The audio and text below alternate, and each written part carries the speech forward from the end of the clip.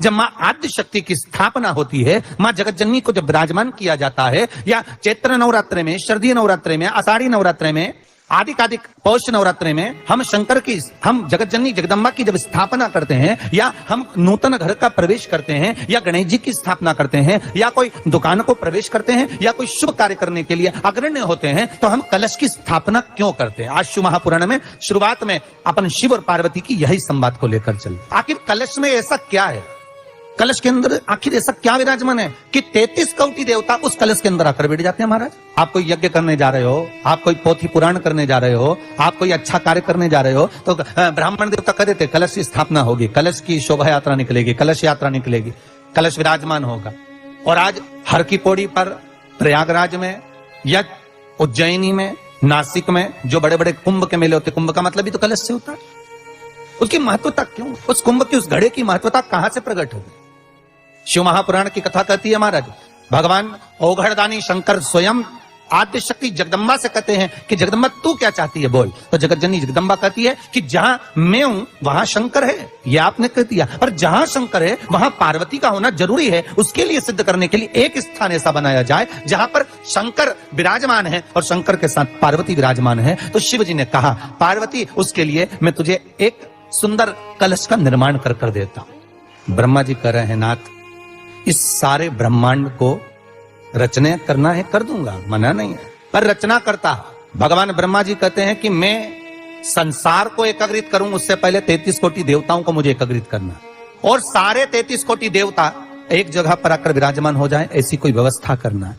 शंकर भगवान ने कहा, बनाओ ब्रह्मदेव, तुम निर्माण करो। ब्रह्मा, शास्त्र कहता है कि भगवान शिव स्वतः, शंकर तो शंकर है, भगवान शंकर ने एक मट्टी का सुंदर सा भाग ढेला एकत्रित करा, उस ढेले से भगवान ने एक सुंदर कुंभ का निर्माण करा, एक सुंदर कलश का निर्माण करा। भगवान कुंभ का निर्माण कर रहे हैं, भगवान कलश का निर्माण कर रहे हैं, और भगवान स्वयं ब्रह्मदेव कर रहे हैं कि आप ऐसा निर्माण कर दो जिसमें 33 कोटि देवता स्वतः विराजमान हो जाए। तो भगवान ने उस कलश का निर्माण कर दिया। अब कलश का निर्माण करा तो स्वयं भगवान ब्रह्मदेव बोले, प्रभु इस कलश के अंदर मेरा स्थान कहां है? मेरा स्थान कहां है?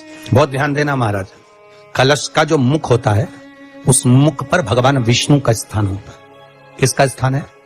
भगवान विष्णु का। थोड़ा सा नीचे आओगे, जहां से कलश का मुख दबा हुआ होता है, वह जगह भगवान स्वयं शिव की होती है। किसकी जगह है? भगवान शंकर की। कलश का अग्रभाग, नीचे का भाग जहां से फैला हुआ होता है, वहां ब्रह्मा का आधिपत्य स्थापित होता है। फिर कलश का जो नीचे का भाग होता है, वो भगवान शिव और शक्ति का स्थान होता है। कलश के बाहरी भाग में, जहां पर बाहर का हिस्सा होता है, उस कलश के बाहरी भाग में 33 कोटि देवताओं को भगवान शंकर ने लाकर विराजमान किया होता है। महाराज, भगवान शंकर 33 कोटि देवताओं को निमंत्रण देकर उस कलश में विराजमान कर। कितना सुंदर लिखा है देवी भागवत के अंदर कि जहां कलश की स्थापना होती है, उस जगह पर किसी देवताओं को बुलाने की जरूरत नहीं होती। 33 कोटि देवता उस जगह पर स्वतः विराजमान हो जाते हैं। स्वयं 33 कोटि देवता स्वयं वहां विराजमान। अब कलश मेरा प्रतिबिंब है, ये तो कहा। भगवान की कथा कर रही है, औघड़दानी त्रिकालदर्शी कैलाशी शंभू के पास में उस समय पर कामदेव की धर्म पत्नी रति भी है, जिसके नयनों में जल भरा हुआ। शिवजी ने पूछा, बोलो रति, आप और यहां जब आपका पति जलकर भस्म हुआ तो हमने वर दिया था आपके पति को कि ये भगवान कृष्ण का पुत्र बनकर मिलेगा आपको, फिर क्यों आप यहाँ पर आई हो? क्या हो गया ऐसा? प्रभु, बात इतनी सी है कि मेरा पति जब आपके नेत्रों की ज्वाला द्वारा जलकर भस्म हो रहा था, उस समय पर वो आम के पेड़ पर बैठा हुआ था। आम के पेड़ पर मेरा पति बैठा हुआ था, उसके चक्कर में वो आम का पेड़ भी जला। तो वो आम का पेड़ जो जला, उसने मुझसे कहा है कि पति का तो उद्धार हो गया, पर हमारा उद्धार कैसे? अब देखिए, कई लोग कहते हैं प्रश्न करने वाले पीछे नहीं हटते महाराज, बहुत प्रश्न करते हैं और प्रश्न कर पूछते हैं, गुरुजी ये कलश के ऊपर आम के पत्ते क्यों लगते हैं? उसका उत्तर है, ध्यान दीजिए, प्रश्न बहुत है तो उसके उत्तर भी बहुत है, बस उसको समझने वाला चाहिए। और आप लोगों को तो आज बहुत बहुत भगवान ने कृपा करी है, जो आप पहले दिन ही कलश स्थापना होगी और पहले दिन आपको ये ज्ञान हो जाए कि बच्चे पूछे कि कलश क्यों रखा जाता है, कलश के ऊपर आम के पत्ते क्यों लगाए जाते हैं, कलश के ऊपर नारियल क्यों रखा जाता है, कलश के ऊपर 9 बार मोली क्यों बांधी जाती है? मोली मतलब अच्छा नाड़ा 9 बार क्यों लपेटा जाता है नारियल के ऊपर, कलश के ऊपर जब रखते हैं?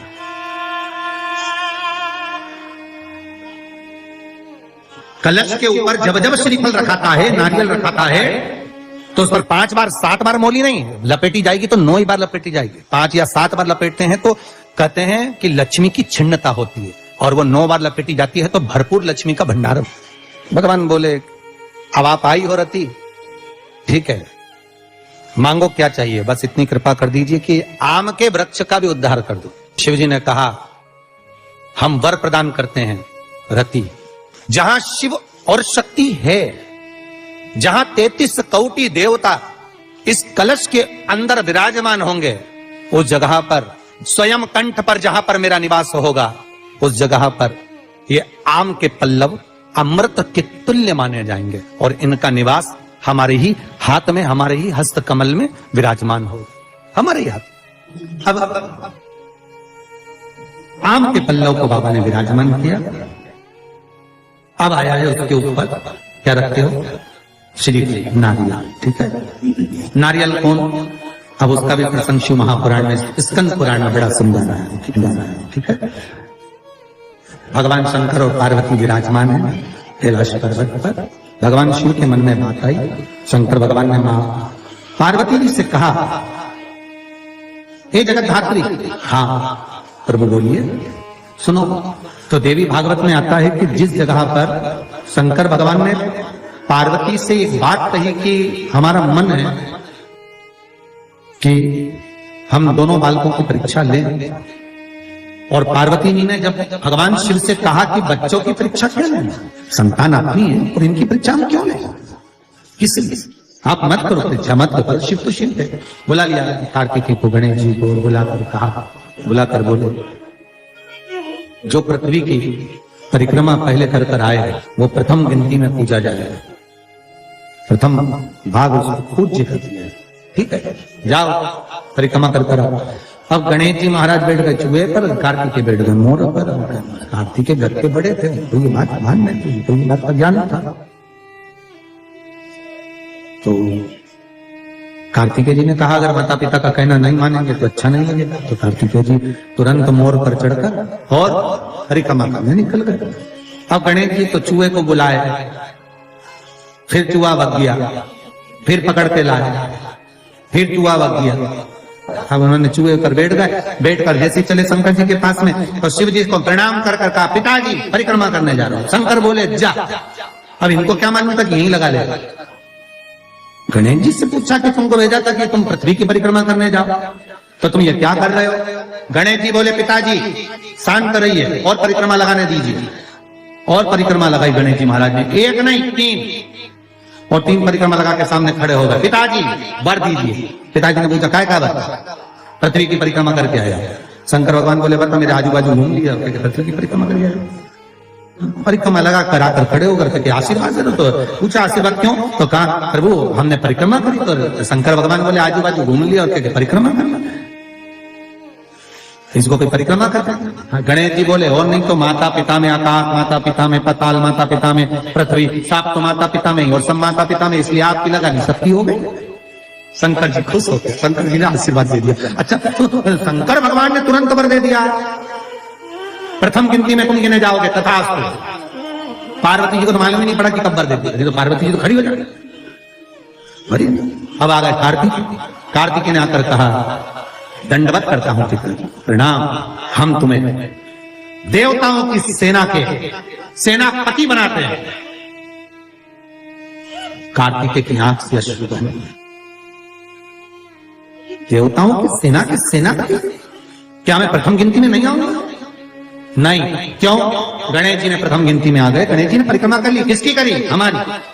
पिताजी आपने कहा था पृथ्वी की परिक्रमा कर जो आएगा प्रथम गिनती में गिना जाएगा, तो पहली परिक्रमा पृथ्वी की तुमने नहीं करी, फिर गणेश ने नहीं।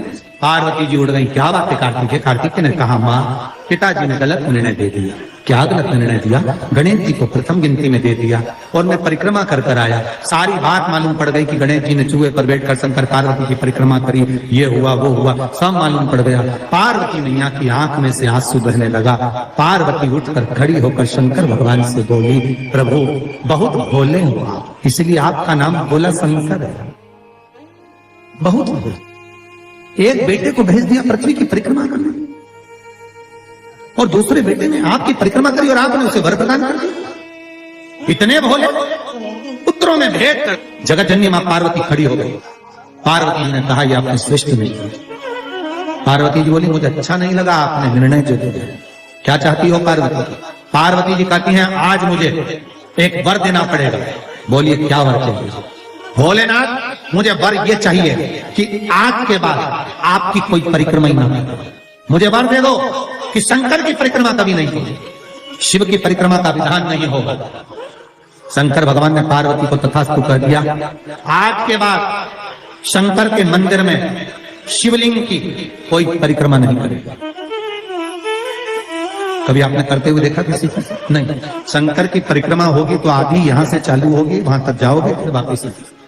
यहां तक शिव महापुराण की कथा कहती है कि शंकर की आरती के बाद जो परिक्रमा भी होती है ना, वो भी पूरी नहीं करना चाहिए, आधी कर वापस हो जाना चाहिए। शिव की आरती करते, कई लोग शंकर जी की आरती उतारने के बाद जो परिक्रमा करते हैं ना, आरती की थाली लेकर चारों तरफ घूमते हैं, उसको भी आधा घूमो और आधे वापस। शिव परिक्रमा कर रहा है, वर दीजिए आप वर प्रदान करो, हमें वर दे दीजिए। पार्वती मैं तुझे वर देता हूं, तो शिव की परिक्रमा कोई नहीं करे,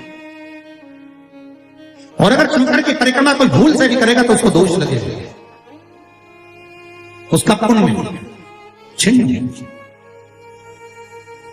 इसलिए शंकर की परिक्रमा लोग नहीं करते क्योंकि उनने जो दान करा, पुण्य करा, सत्कर्म करा, भजन करा, कीर्तन करा, उसका पुण्य धीरे धीरे धीरे धीरे समाप्त होते चले जाता है, उस पुण्य की छिन्नता होती है। नहीं। पार्वती जी बोली, प्रभु हम एक मेरा निवेदन स्वीकार करेंगे। बोलो क्या बात है? पार्वती जी बोलती हैं, आपने गणेश जी को प्रथम पद दिया है तो इस कार्तिकेय को भी प्रथम पद प्रदान करिए। शिव जी बोले ये नहीं होगी, क्योंकि प्रथम पद एक ही होता है। प्रथम पद केवल एक होगा और वो एक पद मैंने प्रदान कर दिया। अब मैं दूसरा पद कैसे दे सकता? मैं दूसरा पद कैसे प्रदान कर सकता? मैं दूसरा पद कैसे दे सकता? पार्वती एक काम हो सकता है। बोलिए प्रभु, मैं कार्तिकेय को कुछ ऐसा बना देता हूं कि जहां पर गणेश प्रथम पद में रहेगा तो ये कार्तिकेय भी प्रथम पद में पूजा जाएगा। बना दीजिए। भगवान शंकर ने कार्तिकेय को श्रीफल का निर्माण कर दिया। स्कंद पुराण का क्या बनाया है? श्रीफल, नारियल। ये नारियल किसका प्रतिबिंब है? तो कहा ये कार्तिकेय जी का। किसका प्रतिबिंब है? कार्तिकेय। तो गणेश जी की पूजन जो कलश के रूप में होती है तो उसके ऊपर जो श्रीफल रखाता है वो स्कंद देव है, कार्तिकेय है। वो स्कंद देव, वो कार्तिकेय है। सारे ग्रहों को शांत करने के लिए, कार्य को सिद्ध करने के लिए, कार्य की सफलता के लिए, व्यक्ति की मनोकामना पूर्ण करने के लिए कलश के ऊपर क्या रखा जाता है? जम के बोलिए, नारियल, श्रीफल रखा जाता है जो कार्य की सफलता प्रदान